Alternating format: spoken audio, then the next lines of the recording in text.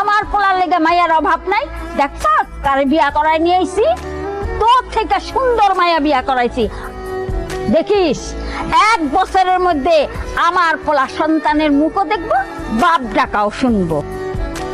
তোর মতো অপয়া অলক্ষী বাঞ্চার হাতে আমি কোনোদিনও কিছু খাবো না, তাহলে আমারও অলক্ষী লাগবে।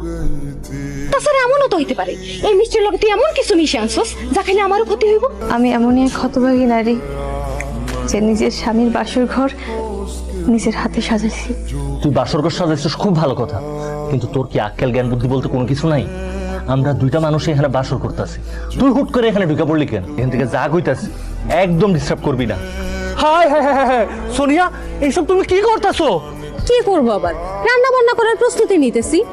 এই যে এখানে যা কিছু দেখতেছো সকাল থেকে সবকিছু আমি একাই করছি। একজন তো শুধু মরিচ নিয়েই পড়ে আছে। কি তুমি রান্না বান্না করার প্রস্তুতি নিতেছো? খবর